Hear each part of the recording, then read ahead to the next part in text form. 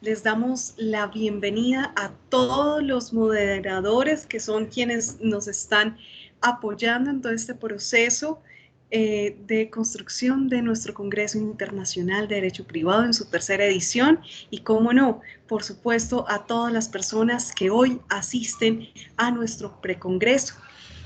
Hoy quisiera hacer dos invitaciones muy importantes. Pues lo primero es que en el año 2021, con mucho honor y con mucha alegría, y gracias pues a la Universidad Autónoma Latinoamericana y por supuesto a todas las personas que nos colaboran y que son nuestros aliados estratégicos, contamos nuevamente con la tercera edición del Congreso Internacional de Derecho Privado, una idea que nace hace 2 años de un congreso internacional al que la doctora Diana Patricia Restrepo Ruiz y yo acudimos en la Universidad de Tacna en Perú y al cual fuimos invitados, y de allí vimos pues entonces una gran idea de convocar a grandes profesionales y docentes y académicos del derecho privado en torno a tantos asuntos de discusión, pero más que ello de conformar una gran comunidad académica de amigos compartiendo su conocimiento de manera tan generosa. Por eso hicimos nuestro primer evento en el año 2019,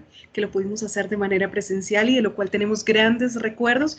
El año pasado también lo hicimos, no obstante estar en este periodo de pandemia y con un confinamiento tan complejo que nos llevó a hacerlo de manera virtual, y este año lo repetimos de la misma manera, confiando que el próximo año podamos también hacerlo no solamente más grandes y con mayor crecimiento, sino de manera presencial, contando con grandes participantes.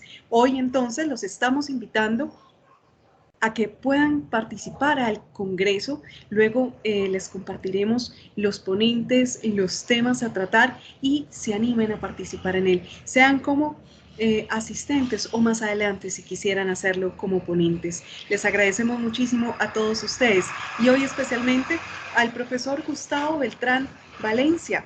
Él es profesor de tiempo completo de nuestra universidad y por supuesto un gran amigo de todos. Él es abogado de la Universidad de Medellín, especialista en Derecho Comercial de la Universidad Pontificia Bolivariana, magíster en Derecho con énfasis en Derecho Privado de la Universidad de Medellín. Actualmente adelanta estudios de doctorado en Derecho Privado en la Universidad de Buenos Aires y, como no, profesor de tiempo completo de nuestra Universidad Autónoma Latinoamericana y también profesor de la Universidad de Medellín, miembro de la firma Rodríguez Serna y Asociados en el área de consultoría corporativa y, como no, pues también es un amigo que conozco desde la Universidad de Medellín, no solamente desde la maestría cuando éramos estudiantes, sino también como colegas y docentes, y nos encontramos nuevamente en este escenario tan grato y tan amado por todos nosotros como la Universidad Autónoma Latinoamericana. Entonces, él nos viene a compartir un tema que me parece trascendental en esta época de pandemia, que nos ha hecho cuestionarnos la vida misma, pero también, como no, el rol del derecho, su función, qué debe hacer en esta época. Y por supuesto vinieron a flote muchas palabras como solidaridad, empatía, fraternidad, entre otras. El profe viene entonces a hablarnos de la fraternidad en el derecho comercial. ¿Qué significa esto? ¿Es un valor? ¿Es un principio? ¿Es diferente a la solidaridad? ¿Y cómo se aplica entonces en el derecho privado? Esto como un abrebocas a nuestro tercer Congreso Internacional de Derecho Privado. Los dejo entonces con el profesor Gustavo y espero compartan, aprendan mucho de él. Yo también voy a estar aquí aprendiendo y pues nos divertamos mucho con ese conocimiento. Un gusto, Gustavo, volverte a ver y verte muy bien. Profesora Cata, ¿cómo estás? Bueno, muchas gracias por esas palabras, muchas gracias a todos los presentes. Y sí, como dice la profesora Catalina, básicamente esto es como una especie de lo que quisiera presentar acá, es como una especie de ideas y de abrebocas a lo que será, y seguramente muchas de las ideas que voy a plantear acá pues se van a desarrollar con mucho mayor profundidad, con mayor ahínco en el tercer Congreso Internacional de Derecho Privado, que sé que va a ser pues todo un éxito. ¿Listo? Lo que quiero compartirles, voy a ver si aquí comparto la pantalla.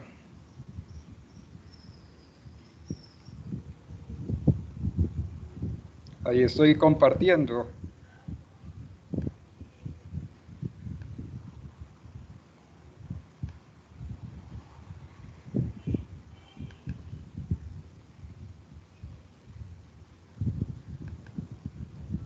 ¿Sí?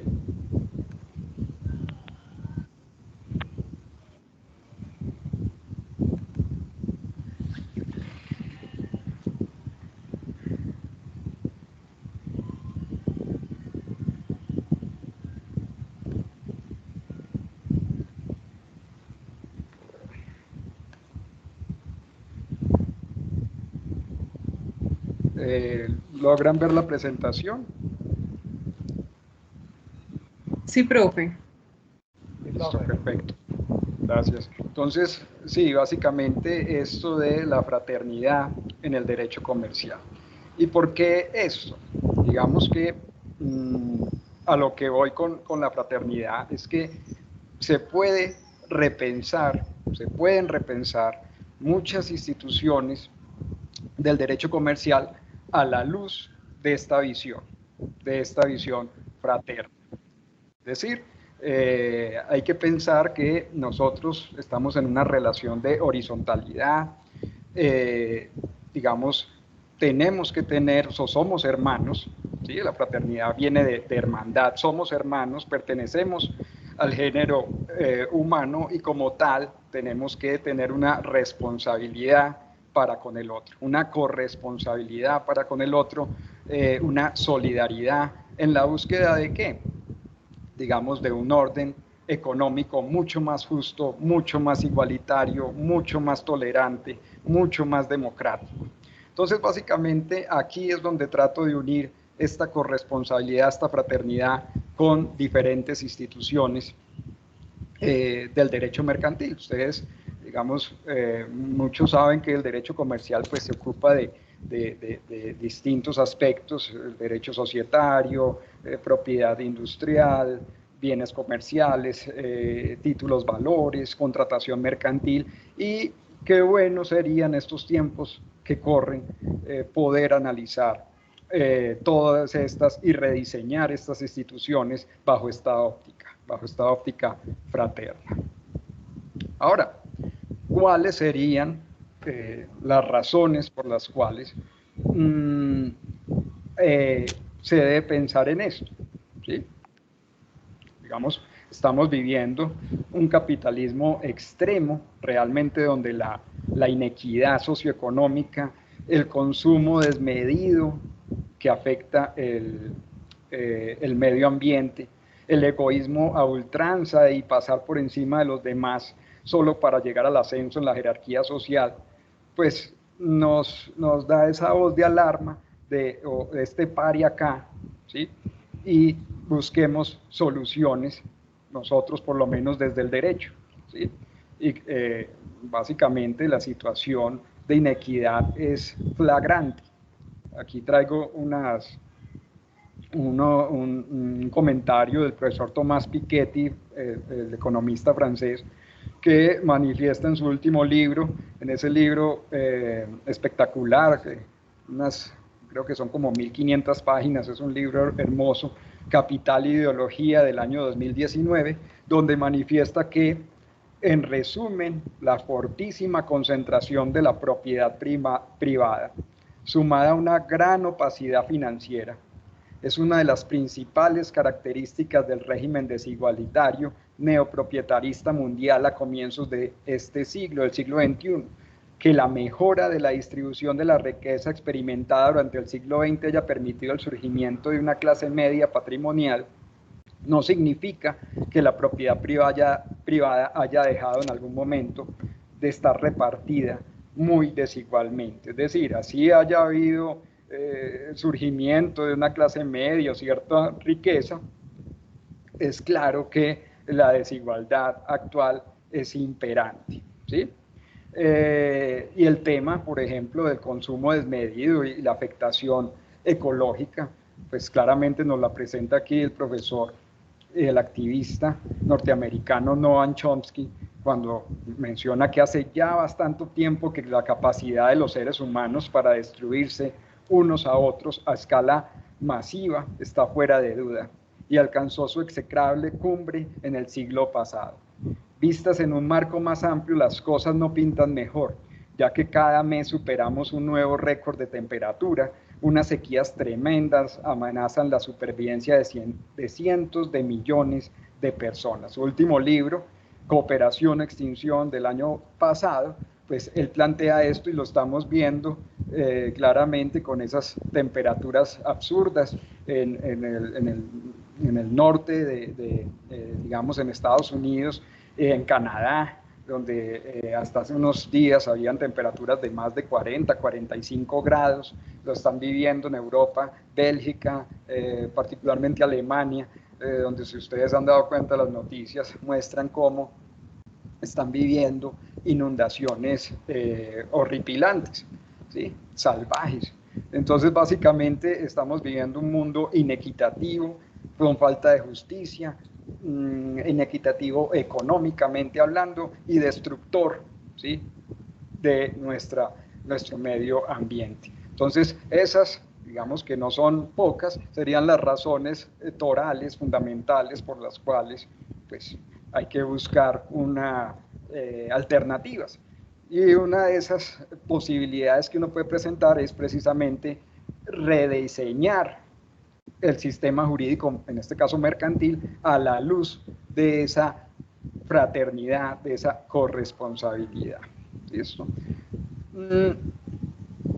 Ahora, yo aquí simplemente, como les decía al principio, voy a decirles algunas posibilidades donde se puede plantear algunas también instituciones del derecho mercantil a la luz de la fraternidad. Por ejemplo, en el caso de las sociedades mercantiles, claramente las sociedades comerciales pues son un vehículo importantísimo y tiene unos beneficios enormes, como es la separación patrimonial, el que los socios no tengan que responder con su patrimonio por las deudas de la sociedad, que permiten tributar, generan empleo, permiten, digamos, cumplir metas mediante la unión de esfuerzos y capitales que de una forma de alguna otra manera o individualmente no se podría, pero más allá de los beneficios que tienen las sociedades comerciales, es claro que actualmente o las mismas sociedades no dejan de ser lo que son, una ficción, ¿sí? El mismo Noah Harari lo menciona en su libro de Animales a Dioses. Realmente las sociedades, el mismo Código Civil lo menciona, no son reales, ¿sí? Es una ficción que tiene los atributos de la personalidad jurídica y que puede adquirir derechos y contraer obligaciones, pero muchas veces en este mundo se olvida eso y se piensa más en el bienestar de la ficción, ¿sí? Que de los mismos humanos que de alguna u otra manera interaccionan y hacen parte de la sociedad, ¿sí? Entonces, repensar las sociedades comerciales en clave fraterna, pues no es otra cosa que éstas no vayan en contra de los derechos humanos, que respeten los derechos humanos, que no haya explotación laboral, que haya pagos justos a los proveedores, a los trabajadores, que no haya trabajo infantil, que respeten el medio ambiente, que no se genere discriminación, ¿sí? Por distintas situaciones, sexual, religiosa, ideológica, cultural, de geoubicación, etc. Ahora, ¿cómo podría pensar uno ya llevando concretando esto, que se puede rediseñar una sociedad comercial en clave fraterna? Por ejemplo, ¿sí? Esto simplemente que digo aquí son posibilidades. Obviamente que ameritan mucha discusión y mucho desarrollo. Uno podría ser que no exista separación patrimonial por los daños medioambientales que produzcan las sociedades, sobre todo en ejercicio de actividades peligrosas. Es decir, cuando una sociedad, así sea de capitales, donde haya plena separación patrimonial, cause un daño al medio ambiente, pues que los socios respondan de forma solidaria, objetiva, personal e ilimitadamente con todo su patrimonio. ¿Sí? ¿Eso qué implica? Implicaría, entre otras, que sería un incentivo para que la sociedad se abstuviera de causar daños o de afectar al medio ambiente. Claramente lo menciona el profesor Diego Papayanis en su libro El derecho privado como cuestión pública. Cuando hay una responsabilidad objetiva alejada de la culpa, por ejemplo, o donde esta no se requiere, este tipo de responsabilidad brinda los incentivos correctos para que el agente dañador se comporte de manera eficiente. Como asumirá el coste total de su actividad, siempre le será conveniente tomar aquellas medidas, observables o no, que minimicen la indemnización que tendrá que pagar a las víctimas. Entonces, básicamente eso sería esa responsabilidad objetiva, esa no separación patrimonial de dos socios por los daños que cause la sociedad ambientales, pues incentiva que no los cause. ¿Sí? Otra posibilidad que se puede plantear de una sociedad comercial en clave fraterna, pues tiene que ver con que los administradores de una sociedad tengan un régimen de responsabilidad netamente objetivo por los daños ambientales que cause la sociedad, ¿sí? Fruto de su mala gestión. Hoy en día la responsabilidad de los administradores es netamente subjetiva, es una responsabilidad donde se requiere la culpa, ¿sí? Un factor de imputación subjetivo, culpa o dolo. Lo que se podría pensar en clave fraterna es que en materia de daños medioambientales que cause la sociedad por su gestión, por su mala gestión, su responsabilidad sea netamente objetiva. Y es más, que dentro de los deberes fiduciarios, los deberes que deben cumplir los administradores, hoy en día no se plantea el que tengan que proteger el medio ambiente, ¿sí? O una explotación responsable del objeto social de la sociedad para con el medio ambiente, que propicie un desarrollo sostenible. No está. Debería de incluirse como deber fiduciario, como deber claramente de administrador, de conducta del administrador, esta situación. Ahora, hay avances, ¿sí? Hay avances en esta visión fraterna de las sociedades comerciales, y el avance muy interesante que aún pues es muy reciente, pero que esperemos que llegue, que esto se desarrolle plenamente, y es el tema de las sociedades BIC, las sociedades de beneficio e interés colectivo, que nos trae la ley 1901 del 2018. Y básicamente son sociedades que se pueden constituir y que no, digamos que no se alejan de que se tenga que perseguir el lucro y la obtención de ganancias para distribuirse entre los accionistas, no se alejan de eso, pero que a su vez también beneficien a la colectividad y propicien un cuidado del medio ambiente, ¿sí? Entonces, de alguna manera se nos amplía acá el objeto social. Estas sociedades, si uno mira la ley 1901 del 2018, pues busca mejores condiciones laborales para sus trabajadores, remuneraciones equitativas, subsidios para capacitación profesional de los trabajadores, que haya diseños de estrategias de nutrición, de salud mental y física para los mismos, ampliación de sus planes de salud, que se flexibilice su jornada laboral, que se implemente el teletrabajo, que puedan tener participación en el capital de la sociedad, la creación de opciones laborales para personas vulnerables, jóvenes en situación de riesgo, reinsertados, personas sin hogar, exconvictos, ¿sí? Básicamente, propende porque en su estructura administrativa, en su gobierno corporativo, esté conformada con participación de personas de minorías étnicas, de diferentes culturas, de diversidad de creencias religiosas, diversidad de género, lo mismo que frente a sus proveedores, que se priorice la contratación con empresas locales, ¿sí?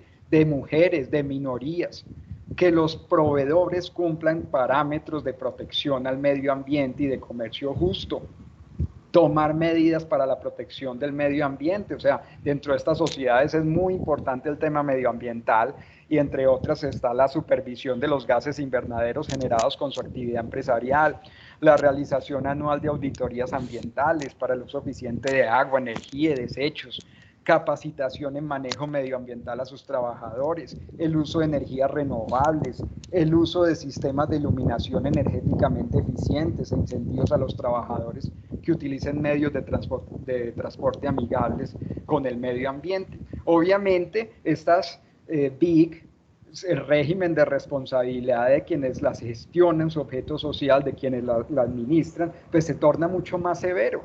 ¿Sí? Mucho más exigente, porque no solamente van a tener en cuenta esos administradores su gestión en aras del cumplimiento del interés de los socios y de la sociedad, sino también el cumplimiento de su objeto social en beneficio de la comunidad, de la protección al medio ambiente. De ahí que en su informe de gestión deben dar cuenta de ello.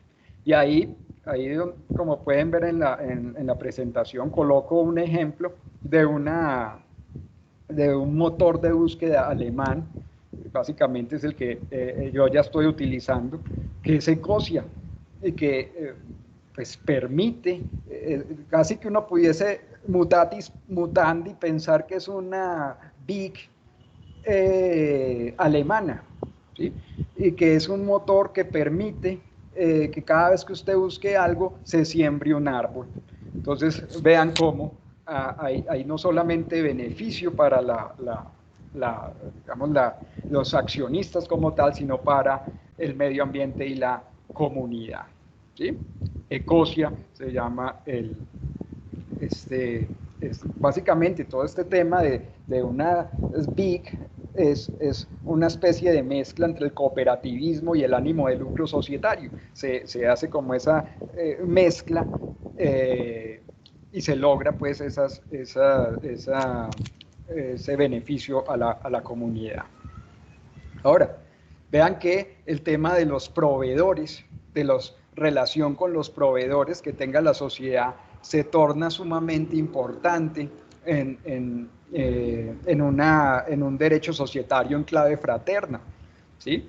De ahí que otro avance es el tema de la ley de pagos justos, la ley 2024 del 2020, que básicamente establece que las facturas que se expidan, que los compradores tengan que pagar, pues lo hagan en unos términos más razonables, que muchas veces esos compradores, abusando de su posición, no pagaban en plazos justos, afectando la liquidez de esos pequeños proveedores. Esta ley permite que el máximo de tiempo para el pago de esas obligaciones sea 60 días durante el primer año, o sea, durante todo este primer año, porque esta ley empezó a regir el 1 de enero de este año, y a partir del segundo año será de 45 días. Pagos justos, ahí les muestro el Fair Trade, el sello de comercio justo de este movimiento que en muchas partes pues está digamos, en boga, muy importante, pues está tratando de alguna manera todo esto de las relaciones con los proveedores, de que el comercio sea en clave fraterna. Eso entonces lo que tiene que ver con las sociedades, pero otra forma u otro aspecto del derecho comercial que se puede ver en clave fraterna es, por ejemplo, la propiedad intelectual, ¿sí? La propiedad intelectual, seguramente ustedes lo saben, pues se divide en derechos de autor y propiedad industrial. En materia de derechos de autor en clave fraterna, pues uno puede pensar que hay ciertos movimientos que son un desarrollo de esa responsabilidad, de esa búsqueda de la equidad, de esa corresponsabilidad que tenemos para con los demás. Movimientos como el software libre, es decir, la posibilidad de que podamos tener acceso a los códigos fuente para un uso mejor, o para un uso o para una mejora sin contraprestación, sin tenerle que pagar al titular de ese código, ¿sí? De esa obra. En un mundo, se pone ahí como lo binario, lo tecnológico, lo digital se nos convierte en un bien común, pues habría que ponerle mucho cuidado a estos movimientos del software libre que permiten tener acceso sin contraprestación al titular de los códigos fuente. El tema del hardware libre, es decir, la posibilidad que se tiene de acceder a los manuales de funcionamiento y reparación de los aparatos sin tener que pagar contraprestación alguna. Ahí claramente la imagen ven cómo se da esas dos visiones de los derechos de autor confrontadas, ¿sí? Que digamos en el ámbito anglosajón es muy diciente, copyright y copyleft, ¿cierto? Ahí están las dos posiciones. Hay una tensión claramente. ¿Qué habría que hacer? Mirar a ver si se puede perseguir un balance, una negociación en aras de soluciones equitativas. Y en materia de derechos de autor también, un tema muy interesante es el tema de la propiedad intelectual de las comunidades indígenas, ¿sí? Digamos que hay lo que se podría pensar es un régimen sui generis, un régimen especial de derechos de autor para proteger los conocimientos tradicionales, para evitar la apropiación cultural, para evitar la biopiratería, ¿sí? Realmente el régimen de propiedad intelectual, el régimen actual de propiedad intelectual de derechos de autor no vislumbró situaciones, ¿sí? que o no está hecha para hacerle frente a la protección de conocimientos ancestrales de nuestras comunidades o de las comunidades indígenas étnicas en general. Por lo tanto, clave fraterna, repensar ese derecho de autor y hablar, por ejemplo, de un régimen de protección especial. Donde qué pueda pasar, qué características, entre muchas que se podrían pensar, es el reconocimiento de una propiedad colectiva. Hoy en día los derechos de autor se le reconocen al autor de la obra, ¿sí? Al creador, pero resulta que cuando se trata de toda una comunidad es muy difícil, aparte de que sus conocimientos ancestrales, tradicionales, vienen de generación en generación, pues no hay forma de determinar o identificar quién es el autor. Entonces lo que se podría pensar para estas situaciones especiales es que la comunidad como un todo, como una universalidad, sea la titular de los derechos de autor, tenga una propiedad colectiva, ¿sí? Sean unos derechos, digámoslo así, concediéndoles unos derechos patrimoniales perpetuos, porque es que hoy en día los derechos patrimoniales de autor pues están limitados en el tiempo, pero para casos especiales como este, pues deberían de ser derechos patrimoniales perpetuos. Aparte de eso, la apropiación que se hace de esos conocimientos tradicionales por grandes multinacionales, sin que estas comunidades reciban nada a cambio, ¿sí? Implica que haya que reglamentar todo el tema de una consulta previa a estas comunidades, ¿sí? Para que haya la autorización para que las multinacionales puedan explotar sus diseños y tengan participación precisamente equitativa en esa explotación, ¿sí? Ahí traigo un cuadro de Hakanamihoy, un pintor, digamos, indígena, muy hermoso sus cuadros. Ese es un claro ejemplo. Este cuadro pues es espectacular, pues ustedes ahí lo pueden ver. Entonces vean cómo se está, antes de eso, vean por ejemplo los derechos, digamos, el alcance de los conocimientos tradicionales, o lo que hay que entender por derechos o conocimientos, perdón, tradicionales. Es todo aquel conjunto de saberes, de técnicas, de tradiciones, ¿sí?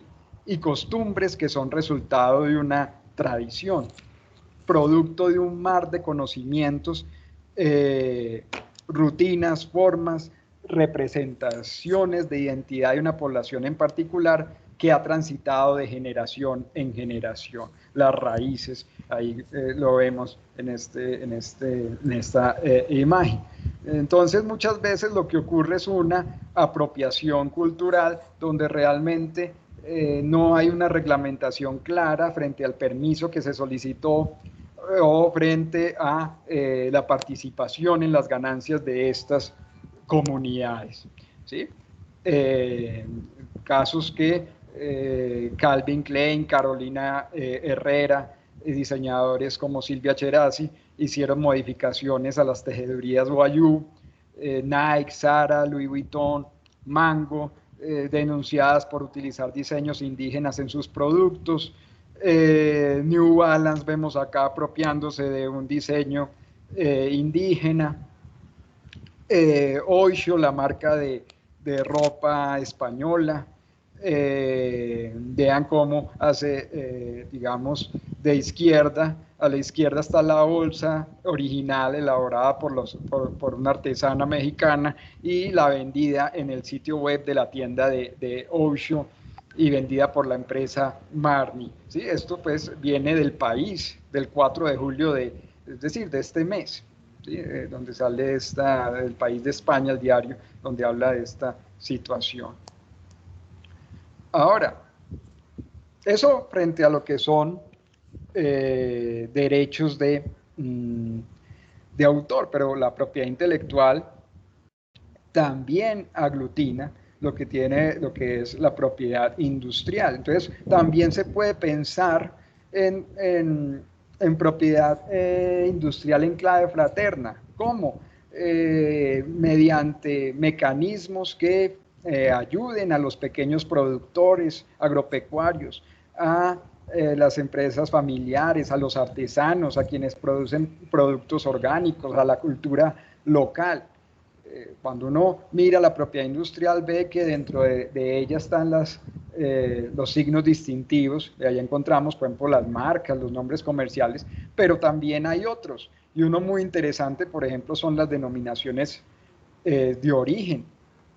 Esas denominaciones de origen que, entre otras, la regula nuestra decisión de la Comunidad Andina de Naciones, la decisión 486 del 2000, pues es cuando un producto tiene una característica muy especial en razón de el lugar geográfico de donde proviene y el modo de producción.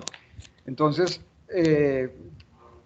tal vez muchas de estas comunidades, de estos pequeños comerciantes, podrían tener un beneficio muy alto con sus productos si supieran lo que implica o lo que es la denominación de origen, ¿sí?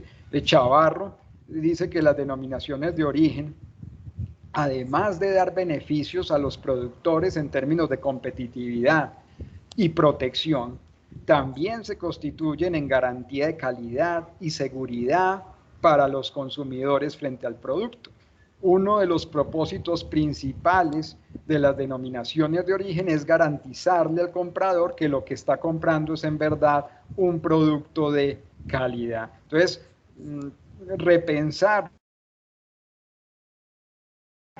la propiedad industrial en clave fraterna, pues puede ser mediante capacitaciones en signos distintivos que tal vez no son tan reconocidos, tan conocidos, tan publicitados como es la denominación de origen, ¿sí? Nosotros pues en Colombia hay ya la Superintendencia de Industria y Comercio, que pues, es el órgano, la entidad encargada de otorgar la posibilidad de uso de la denominación de origen. Pues tenemos la cerámica de Ráquira, la cerámica del Carmen de Viboral, el sombrero aguadeño, el café de Colombia, el clavel de Colombia, el queso paipa, el bocadillo veleño, entre muchos otros. Inclusive pues hoy vi la noticia de que el Carmen de Viboral va a participar en una exposición muy importante en Dubái, las cerámicas del Carmen de Viboral. Vean que eso abre, digamos, internacionaliza y abre las puertas, ¿sí? Ahora, ¿cómo más se puede pensar la propiedad industrial en clave fraterna? Por ejemplo, ya no por el lado de los signos distintivos, sino por ejemplo, las nuevas creaciones, de las invenciones. Ustedes saben, las invenciones se protegen vía patentes, por ejemplo, de modelos de utilidad, patentes de procedimiento, patentes de invención. Entonces, pensar en que innovaciones tecnológicas que faciliten el tránsito ambiental y energético, pensar en innovaciones tecnológicas que faciliten la mitigación de daños al medio ambiente, que sean amigables con la biodiversidad, que faciliten la nutrición de la humanidad, el tema de la agricultura celular, es decir, la posibilidad de a una, por decir algo, a una vaca, sacarle un pedacito de carne, de ahí hacer una innovación dentro de sus células y sacar carne de ahí por cantidades, ¿sí? Una innovación de esas de agricultura celular, innovaciones que faciliten la producción de alimentos nutritivos a base de insectos y de gusanos. Aquí vean este apetitoso plato donde hay distintos tipos de insectos para consumir, que entre otras dicen que tiene un régimen digamos, de proteínas muy poderoso y es muy nutritivo. Entonces, pensar en clave fraterna es que esas innovaciones que se patentan, pues tengan términos de protección más amplios que los actuales, que innovaciones, que procedimientos, que modelos de utilidad que conduzcan a temas, por ejemplo, de alimentación, donde no hay que sacrificar 100 reses, sino que de un pedacito de carne, ¿sí? No se necesita utilizar ni siquiera pasto, ni llevarlas a pastar ahí, ni que gasten cantidades de agua impresionantes, sino que de un pedacito de carne de una se saquen kilos de carne. ¿Sí? Pues que eso incentive para que haya ese tipo de innovaciones y monopolios de explotación mucho más amplios. ¿Sí? Ahora, lo mismo que yo hablaba ahorita, empresas farmacéuticas, por ejemplo, que se aprovechan de los conocimientos tradicionales y a partir de ahí obtienen los ingredientes activos para producir vacunas o producir medicamentos digamos, arrebatándoselos, expropiando esos conocimientos para después sacar esos medicamentos y explotarlos sin que estas comunidades tengan ni siquiera un poco de participación, ¿sí? Pues habría que pensar en que tengan participación. El convenio sobre la diversidad biológica de las Naciones Unidas así lo plantea. Dice que reconociendo la estrecha y tradicional dependencia de muchas comunidades locales y poblaciones indígenas que tienen sistemas de vida tradicionales basados en los recursos biológicos y la conveniencia de compartir equitativamente los beneficios que se derivan de la utilización de los conocimientos tradicionales, las innovaciones y las prácticas pertinentes para la conservación de la diversidad biológica y la utilización sostenible de sus componentes. ¿Sí? Entonces, vean, se puede repensar, rediseñar, buscar alternativas para que la propiedad industrial se mire en clave fraterna. Por ejemplo, el caso de los medicamentos, ¿sí? Los costos de medicamentos exagerados, donde hay un monopolio porque tienen, digamos, la patente. Algunas farmacéuticas tienen la patente, tienen la exclusividad, tienen el monopolio de explotación, lo cual les permite subir los precios y vender esos medicamentos a precios exorbitantes básicamente incluyendo entre los costos ni siquiera la investigación, sino el marketing, la publicidad, ¿sí? Que innovan es solamente para las enfermedades de los países ricos, no se innova para las enfermedades de los países pobres, donde esos monopolios propician el abuso del derecho, pues hay que hacerle frente. Señala Roa Ortiz, un muy interesante artículo, que los derechos exclusivos de este año, que los derechos exclusivos de una patente, en contraposición a la justificación del beneficio en la innovación, pueden impactar de manera negativa a la sociedad, dando cabida a abusos de los titulares de las patentes, generando barreras de entrada al mercado de nuevos medicamentos o de medicamentos genéricos, lo que implica un incremento de los precios y un obstáculo para el acceso y disponibilidad de los medicamentos.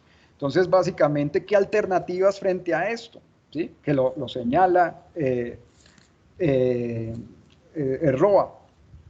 Establecer requisitos de patentabilidad mucho más severos para la concesión de las patentes, los requisitos de patentabilidad para que un invento, una innovación sea patentado es que tenga nivel inventivo, que sea novedoso y que sea que se pueda explotar industrialmente. Pero muchas veces de manera laxa, ¿sí? Llegan esas multinacionales a países suramericanos y el régimen para los requisitos, los presupuestos para otorgar la patente se morigeran concediéndoselas. Entonces, ¿qué hay alternativa? Ponerlos más rigurosos. Y el tema de las licencias obligatorias. Colombia no ha tenido la posibilidad de, digamos que no se ha dado una situación de licencias obligatorias por motivos de interés público, es decir, un medicamento donde sea de interés público, ¿sí? Se declare que es de interés público porque está sumamente costoso y la farmacéutica, abusando de su derecho, lo está vendiendo unos precios exorbitantes, pues que se declare de interés público ese medicamento y se le otorgue licencias obligatorias, es decir, la posibilidad de explotación de esa patente, ¿sí? a terceros. ¿Qué genera eso? ¿Qué propicia eso? Que haya competencia, que disminuyan, por ende, los precios. ¿Sí? Que la misma farmacéutica que tiene la titularidad de la patente los disminuya. Entonces, el tema de las licencias obligatorias por temas de interés público, un desarrollo de esto, una aplicación de esto no es más que propiedad industrial, ¿en qué? En clave fraterna. ¿Sí? ¿Qué otra, digamos, figura se puede pensar muy relacionada con el derecho mercantil? El derecho del consumo en clave fraterna, es decir, un consumidor responsable e informado, no un consumidor alienado, ¿sí? Que consuma por consumir, sino que se informe sobre si la empresa, por ejemplo, a la que le está comprando realmente protege o respeta los derechos humanos, si realmente protege el medio ambiente, ¿sí? De ahí que campañas de educación en consumo informado y responsable serían importantes. Si uno mira los deberes de los consumidores, en el artículo 3 de la ley, del Estatuto del Consumidor, pues usted mira la ley 1480 del Estatuto del Consumidor y tiene un montón de derechos, y los deberes se reducen a 3, ¿sí?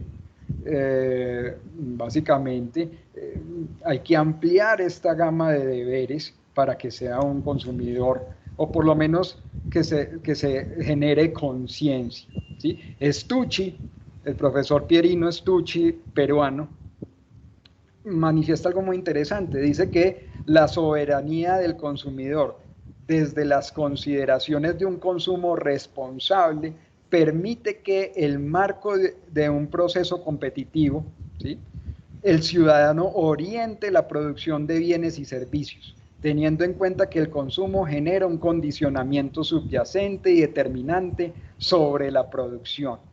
la oferta de bienes y servicios que no generen impactos nocivos al medio ambiente puede ser estimulada por parte de ciudadanos informados que privilegien con su elección productos cuya producción o consumo no generen contaminación. Es decir, es una idea muy, digamos, estimulante. El hecho de que un consumidor, si hay consumo responsable, si hay consumo informado, eso va a orientar, ¿sí?, al sistema de producción de bienes y servicios hacia aspectos como la producción amigable con el medio ambiente, ¿sí? ¿Qué otro aspecto en materia del derecho de consumo en clave fraterna? El tema de la responsabilidad por producto defectuoso. Es decir, nosotros en nuestro Estatuto del Consumidor hay un régimen especial de responsabilidad por producto defectuoso. Producto defectuoso es aquel que no genera con su utilización normal la seguridad que razonablemente se espera de él. Es decir, es un producto que es riesgoso para la salud, para la integridad personal o para otros bienes. ¿Qué pasa? Que en nuestro sistema, en nuestro Estatuto del Consumidor, hay una causal de exoneración, ¿sí? Cuando un producto es inseguro y causa un daño, se puede exonerar el fabricante con una causal que se denomina por la doctrina riesgo de desarrollo. Esa causal de exoneración de riesgo de desarrollo es que si ese fabricante logra demostrar que al momento de haber puesto el producto en circulación no se lograba, no era posible por el estado de la técnica, no era posible por los avances tecnológicos hasta ese momento saber que ese producto iba a ser peligroso, que iba a ser irrazonablemente inseguro, pues se exonera. Realmente hoy en día el riesgo de desarrollo es una causal de exoneración de responsabilidad cuando un producto causa un daño porque es defectuoso, porque es inseguro, sin salvedad alguna. Obviamente esta causal, ¿sí?, del riesgo de desarrollo, esta causal de exoneración, tiene sus detractores como tal y quienes están a favor. Quienes están a favor del riesgo de desarrollo como causal de exoneración dicen que si se quita, pues eso va a impedir la innovación y la investigación científica de los fabricantes, pues porque si no se pueden exonerar demostrando que al momento de poner en circulación el bien era imposible saber por el estado de la técnica que eso era peligroso, pues más bien me abstengo de fabricar, ¿sí? En cambio, si se coloca esa causal de exoneración, es un incentivo para innovar. En cambio, hay otro sector que va en contra de esa causal de exoneración y dice que no, que de todas maneras, por los riesgos de desarrollo, los daños que se causen por ese producto que cause un daño, que a pesar de que no se sabía al momento de ponerlo en circulación su peligrosidad, de todas maneras debe de responder, pues porque es una contrapartida a el provecho, al beneficio de la explotación del producto, ¿sí? Obviamente aquí hay una tensión y ahí aparece la propuesta fraterna, es decir, no olvidemos que lo frater implica que estamos hermandados, ¿sí? Y los hermanos, como bien lo plantea Enrique del Percho, pues los hermanos no siempre están en armonía, están en lucha constante, ¿cierto? Entonces aquí hay también una lucha, pero hay que sacar, digamos, lo que nos beneficie a todos y a lo que sea más justo y logre más equidad. Entonces, una posible propuesta fraterna, que tal vez en otros países así ocurre, es que para productos esenciales, productos farmacéuticos vitales, ¿sí?, productos para enfermedades catastróficas, para tema de vacunas, que no se admita el riesgo de desarrollo como causal de exoneración, más bien se distribuyan los riesgos con una aseguradora, ¿sí? Esa podría ser alguna alternativa que es más coherente con la fraternidad, ¿sí? Con la fraternidad.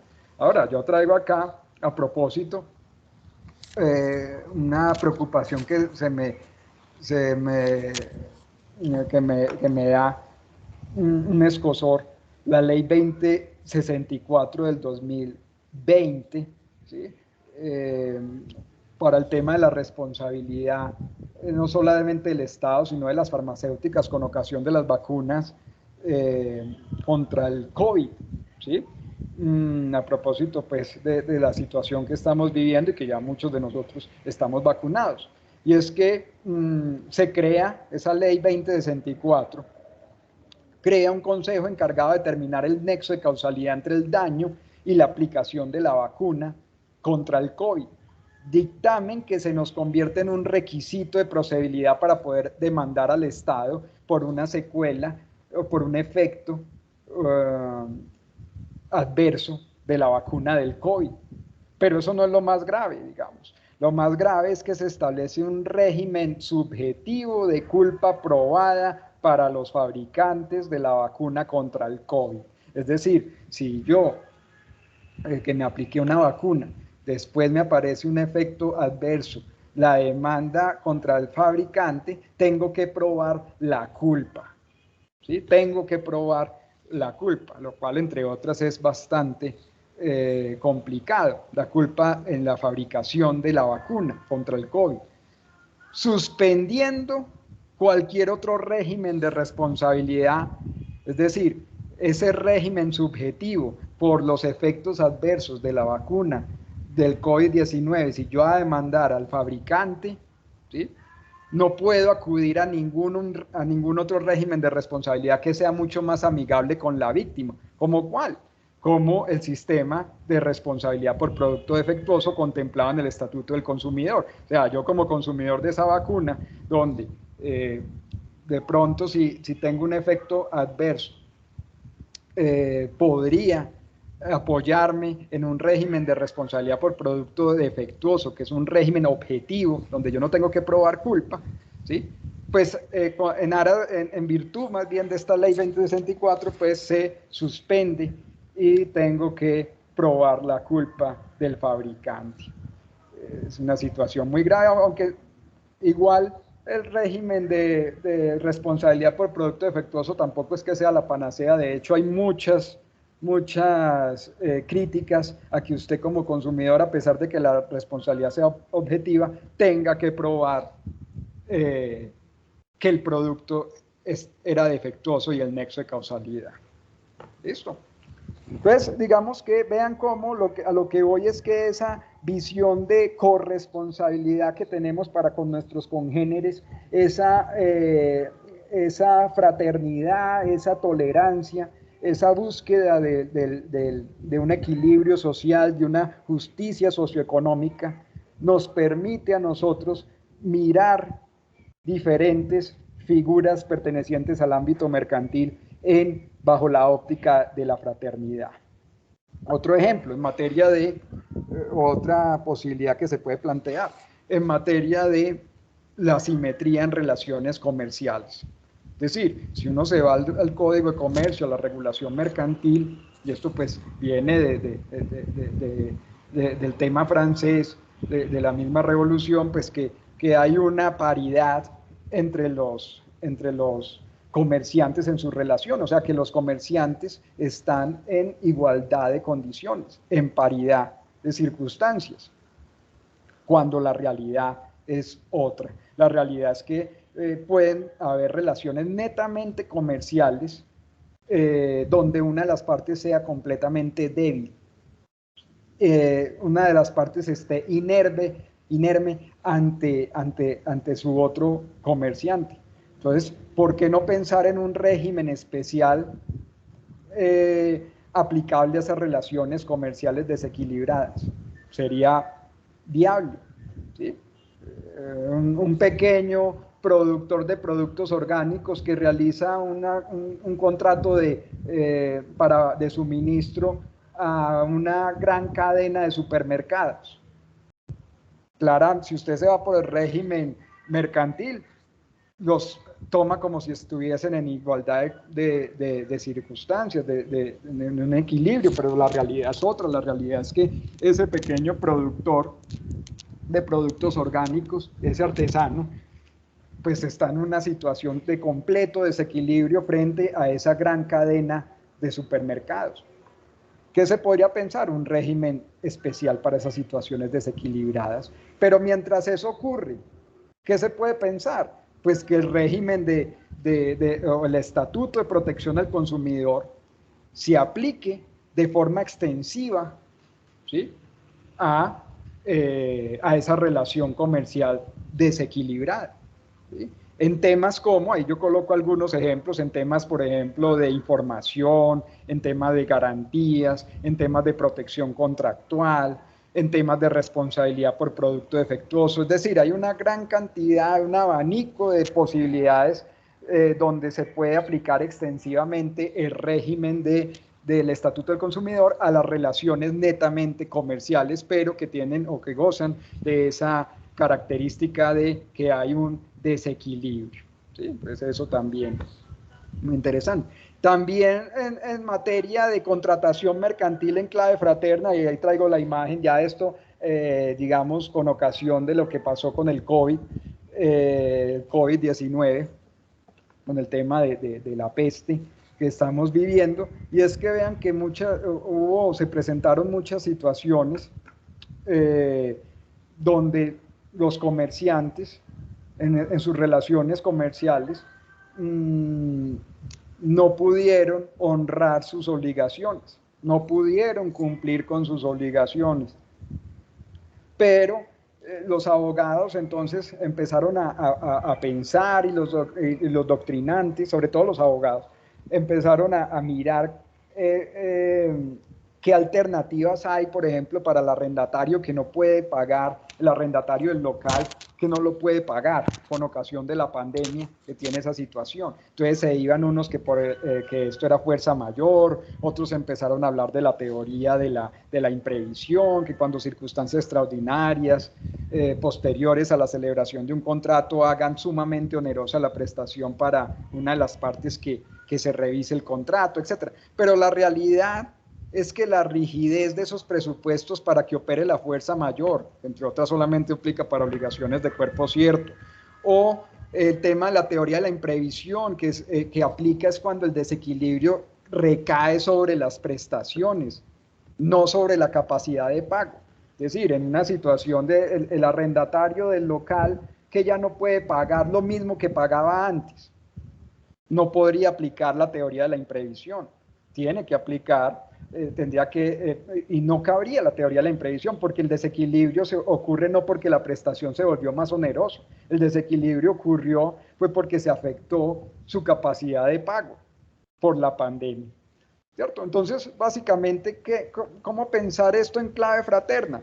Aquí el principio de la buena fe pues tiene un protagonismo impresionante, aunado el tema del solidarismo contractual, es decir, el deber de colaboración, el deber que existe de colaborarse, de ser solidarios con mi contraparte, conlleva que pueda existir un deber de renegociación del contrato en la búsqueda del equilibrio, ¿sí?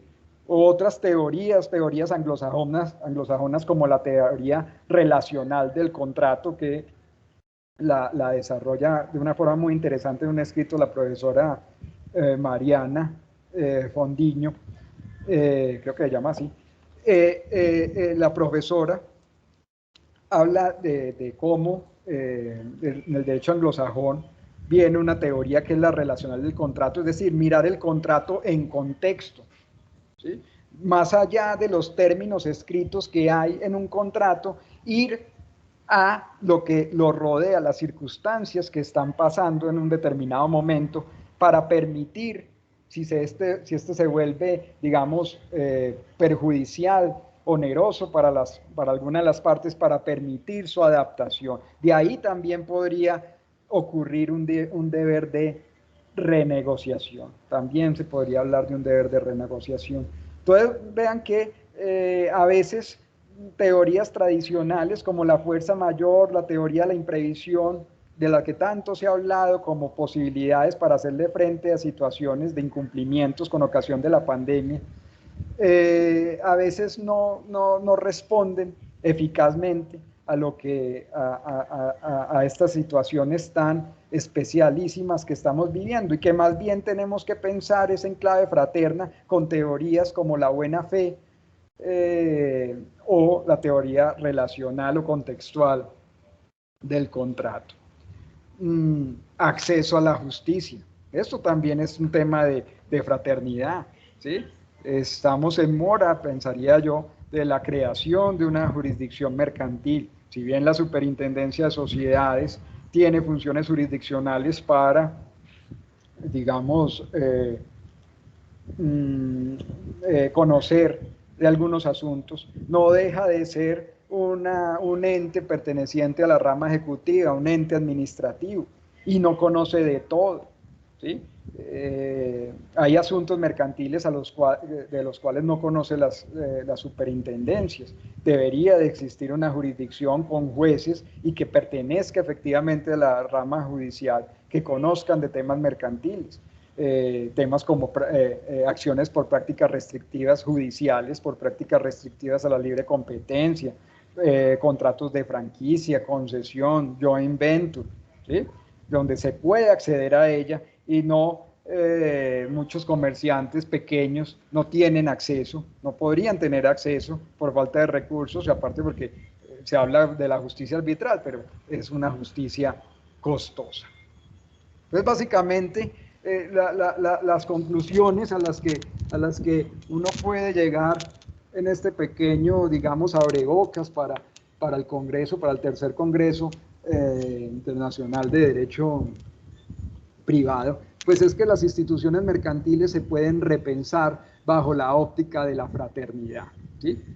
Se pueden rediseñar esas instituciones mercantiles bajo esta óptica, de tal manera que haya un sistema jurídico que propicie equilibrio, que propicie igualdad de oportunidades, que propicie justicia, ¿sí?